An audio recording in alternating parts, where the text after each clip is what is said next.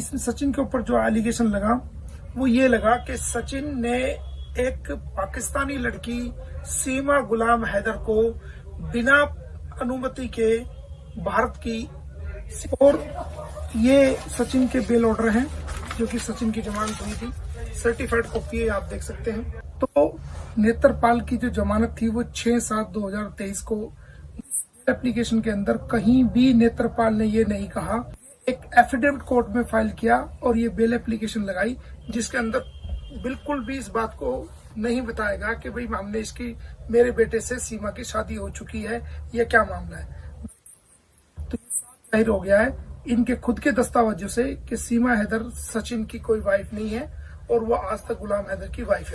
कहीं भी सचिन ने ये नहीं कहा कि ये मेरी पत्नी है और मैंने नेपाल में इससे शादी कर ली थी और जिसकी वजह से मैंने इसको भारत में एंट्री करवाई, ये बिल्कुल भी नहीं। ना एफिडेविट में कही गई ये बात और ना ये बेल एप्लीकेशन में कही गई और ना ये बेल के अंदर जो जज साहब ने ऑर्डर किया इसके अंदर लिखा गया कि एक पाकिस्तानी लड़की को मैंने भारत में एंट्री करवा दी और मुझे इसलिए मुझे इसमें पकड़ा गया। कहीं भी इसको अपनी पत्नी करार नहीं देता ये सचिन भी, और उसका फादर भी अपने बेटे की पत्नी करार नहीं देता है। तो सचिन द्वारा भी जो कोर्ट में डॉक्यूमेंट दिए गए उससे क्लियर हो गया है कि सीमा हैदर जो है वो आज तक, अभी तक कानून की नजरों में गुलाम हैदर की वाइफ है और सचिन मीना जो है इसका इलीगल फ्रेंड है, जो कि इलीगल रिलेशन में कानून की नजरों में इसके साथ रह रहा है।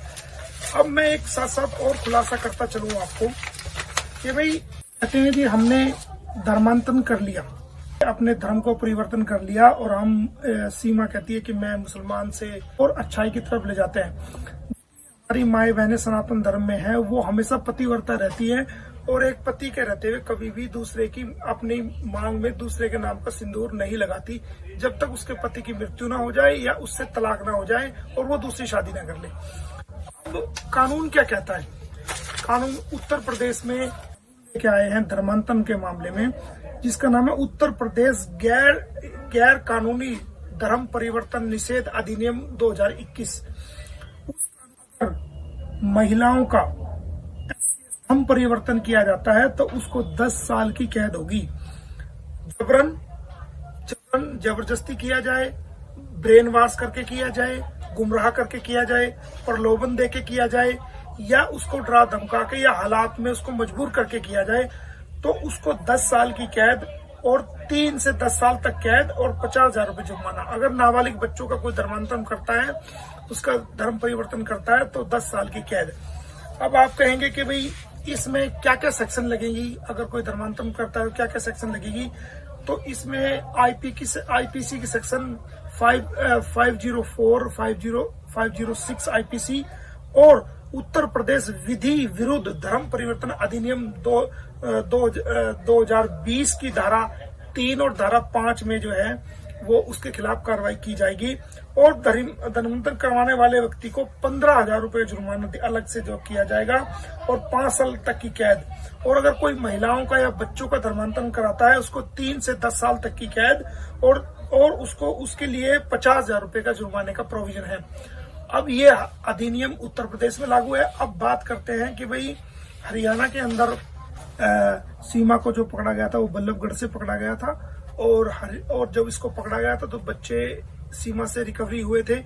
अब हरियाणा में विधि विरुद्ध धर्म परिवर्तन निवारण अधिनियम 2022 क्या कहता है? हरियाणा सरकार ने भी एक कानून बनाया जिसका नाम है हरियाणा विधि विरुद्ध धर्म परिवर्तन निवारण अधिनियम 2022। ये 15 दिसंबर को ये लागू हुआ और इसमें क्या होता है कि अगर आप नाबालिग बच्चे जब तक उसके पेरेंट दोनों पेरेंट यानी कि माँ भी और बाप भी कंसेंट नहीं दे सकते तो उनका धर्म परिवर्तन किसी भी सूरत में नहीं किया जा सकता। अब सीमा कहती है जी मैंने तो धर्म परिवर्तन कर दिया। उसके नियम क्या है धर्म परिवर्तन करने के?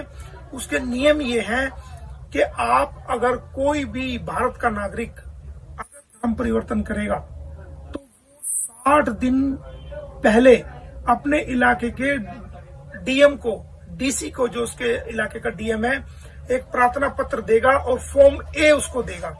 ए में वो खुद डिक्लेरेशन करेगा उसको और फॉर्म बी उसमें डिक्लेरेशन करेगा कि मैंने ये धर्म परिवर्तन कर लिया है और उसके 15 दिन के अंदर अंदर जो डीएम साहब है वो उसके नोटिस पर ए फॉर्म पर बी फॉर्म पर के अंदर एक जो है ना पब्लिकेशन कराएंगे, एक घोषणा कराएंगे कि भाई इस व्यक्ति ने धर्म परिवर्तन के लिए आवेदन किया है।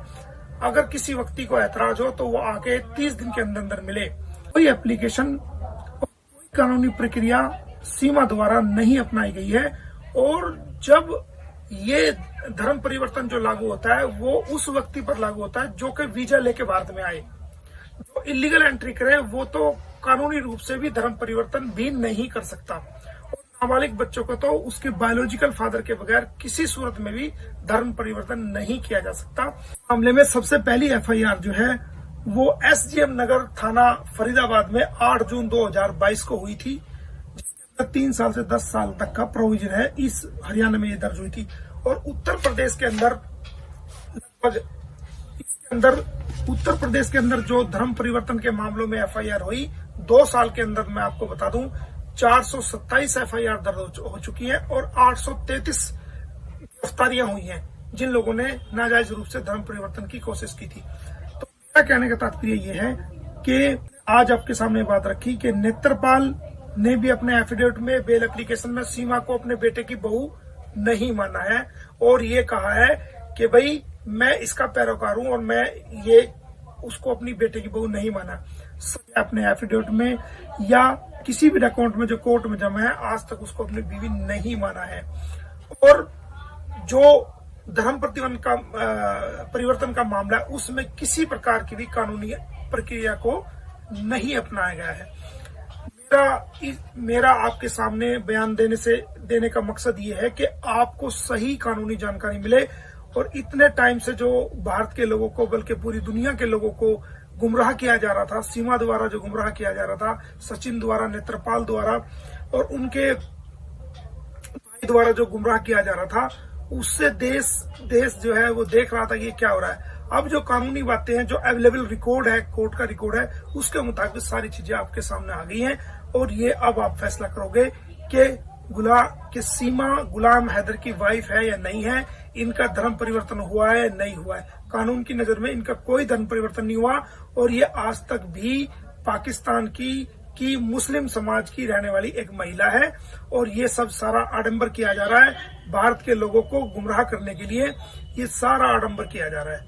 मैं जो है इस सचिन के ऊपर जो एलिगेशन लगा वो ये लगा कि सचिन ने एक पाकिस्तानी लड़की सीमा गुलाम हैदर को बिना अनुमति के भारत की, और ये सचिन के बेल ऑर्डर हैं जो कि सचिन की जमानत हुई थी, सर्टिफाइड कॉपी है, आप देख सकते हैं। तो नेत्रपाल की जो जमानत थी वो 6/7/2023 को एप्लीकेशन के अंदर कहीं भी नेत्रपाल ने ये नहीं कहा।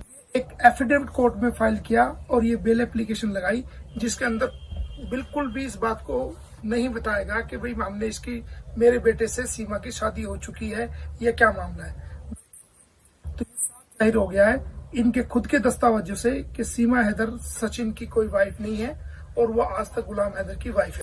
कहीं भी सचिन ने ये नहीं कहा कि ये मेरी पत्नी है और मैंने नेपाल में इससे शादी कर ली थी और जिसकी वजह से मैंने इसको भारत में एंट्री करवाई। ये बिल्कुल भी नहीं, ना एफिडेविट में कही गई ये बात और ना ये बेल एप्लीकेशन में कही गई और ना ये बेल के अंदर जो जज साहब ने ऑर्डर किया इसके अंदर लिखा गया।